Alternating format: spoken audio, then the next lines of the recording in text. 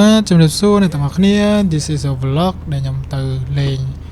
ខេត្តកំពតបាទឥឡូវខ្ញុំមកដល់អង្គតសោមហើយបាទនេះប្រពន្ធខ្ញុំកូនខ្ញុំគាត់ដេកស្រួលខ្លាំងណាស់បាទហើយ vlog នេះគឺអត់បានថតដល់យើងព្រៀងទុកអីទេគឺថតលក្ខណៈបែបកាត់យកតែម្ដង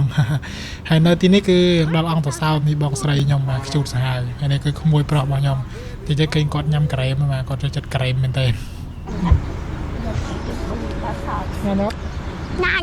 nhanh phê bên hơn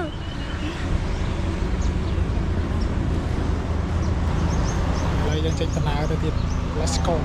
បន្ទាប់មកពួកយើងនឹងចាប់ផ្ដើមទៅមុខបន្តទៀតដែលយើងឆ្ពោះទៅកាន់ខេត្តកំពតមកតែភាគច្រើនពួកខ្ញុំមកគឺតែតែឈប់នៅអង្គតសោមដើម្បីយើងធ្វើការសម្រួលអិរិយាបថរបស់យើងហើយនឹងធ្វើការបត់ជើងតូចអីចឹងទៅហើយឥឡូវពួកយើងចាប់ផ្ដើមជិះទៅមុខបន្តទៀត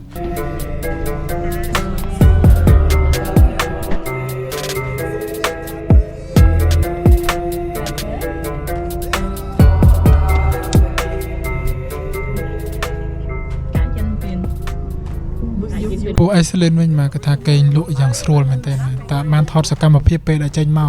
គឺថាយំយោមកតែឥឡូវមកដល់លើឡានយើងទៅជាក់សេបស្រួលគឺគាត់កេងលក់យ៉ាងស្រួលតែម្ដងមានការល្ងុយដេកជិះខ្លាំងល្ងុយដេកខ្លាំងណាស់មកនេះមកល្ងុយដេកបន្ទាប់មកយើងមកដល់កន្លែងលក់ពោតស្ងោរបាទដែលអ្នកដំណើរជាទូទៅដែលគាត់មកលេងខេត្តកំពតគឺគាត់អត់ដែរចោលទេកន្លែងលក់ពោតស្ងោរបាទអាចនឹងមកញ៉ាំពោតស្ងោរឬក៏គាត់អាចផ្សារទឹកដូងអីចឹងទៅព្រោះទឹកដូងនៅទីនេះគឺវាឆ្ងាញ់ផ្អែមហើយបន្ទាប់មកលក្ខណៈដូងទឹកកែយើងគេហៅដូងទឹកកែទូចគឺវាផឹកទៅវាឆ្ងាញ់មែនទេសូម្បីខ្ញុំផឹកក៏មានកម្លាំងដែរពេលដែលបើកឡានអស់កម្លាំងអស់អីចឹងទៅផឹកគឺមានកម្លាំងមែនទេ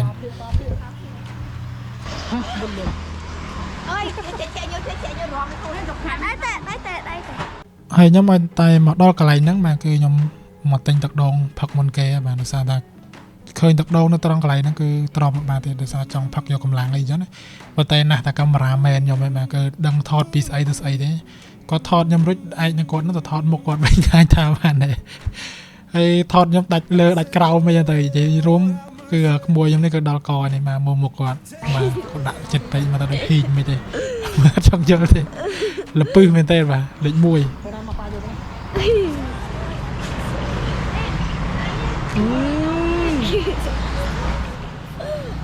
មើលមកតអ្នកផឹកទឹកដូងដឹងហើយបាទគាត់ថាជាតិអូម៉ាជាតិសាហាវមែនទេឥឡូវមកស្ដាប់ការ review របស់បងស្រីខ្ញុំវិញចង់សាច់ខែដូងទឹកកែមែនទេហើយញ៉ាំដូងទឹកកែបងកំទូពេកបងទៅឆ្ងាយតិចឥឡូវយើងទៅមើលសកម្មភាពដែលកាមេរ៉ាមែនរបស់ខ្ញុំក៏ទៅថតភរិយារបស់ខ្ញុំបាទចង់ដល់តែភរិយាខ្ញុំគាត់មានប្រសាសន៍អីខ្លះអើចង់វាយខ្ញុំបាទគ្រប់យ៉ាងអត់បងណាដល់នេះមកទៀតទៅគឺគាត់ខ្សែភាពយន្តហ្នឹងមានយើងចង់រៀនដល់ហ្នឹងទៅវិញ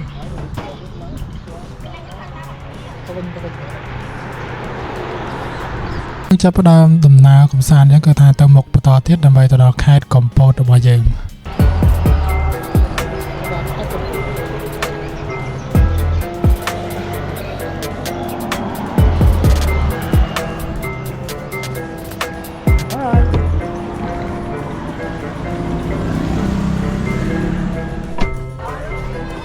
មកទឹកឈូឥឡូវនេះយើងបានមកដល់ទឹកឈូនៅខេត្តកំពតចាំមកទឹកឈូហ្នឹងគឺខ្ញុំនេះបាទគាត់ឃើញមុនគេគឺថាត្រង់បានតែក្មួយខ្ញុំលឿនជាងខ្ញុំគឺគាត់ចោះទៅមួយទឹកហើយនៅត្រង់ទឹកកន្លែងនេះវិញគឺថាត្រជាក់ស្រេបស្រួលមុតមែនទេត្រជាក់ស្រួលខ្លួនមែនទេឲ្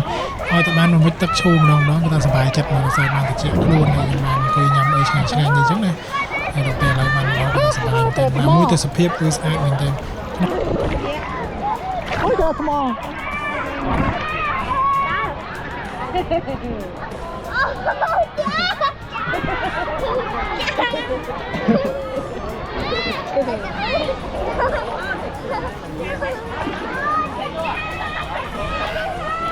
យាយរួមបានមកដល់កន្លែងទឹកឈូហ្នឹងមកទឹកក៏ជាក់សบายពេកទៅពេលយ៉ាងទៅមកយកហើយបាទអត់មានខ្វល់ទេ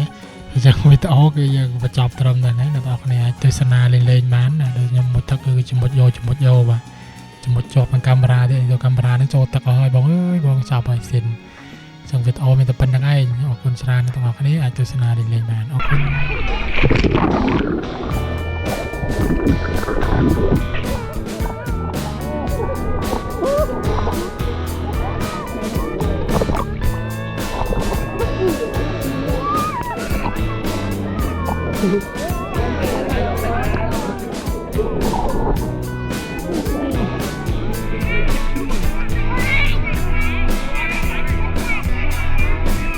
I hear you talking at work to the boys in the gym.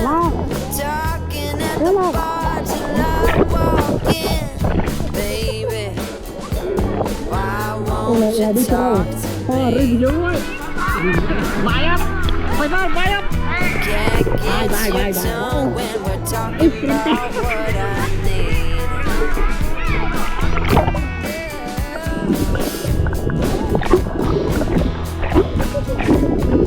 Say what you will at the hardware store. Don't get you started talking about sports, baby.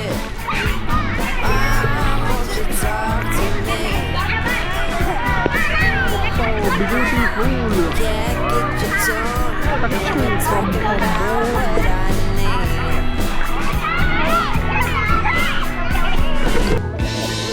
Think you're the silent type.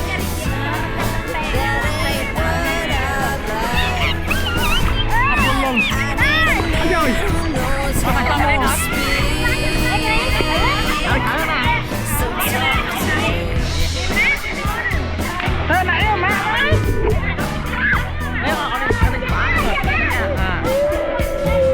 Yap on the phone with your daddy till dawn. Wishing we could put us going on and on.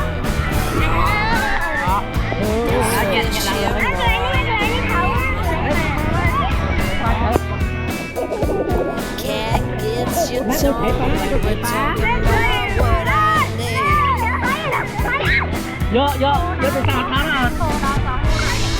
Think you're the silent type. That ain't what I need a man who knows how to speak.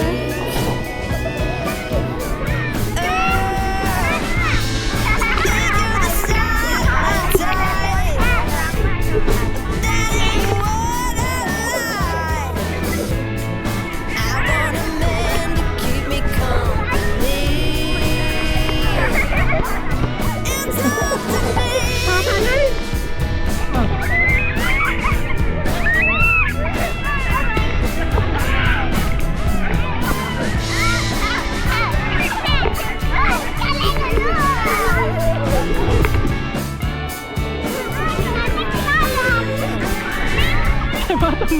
cho khăn một Baby, won't you talk to me?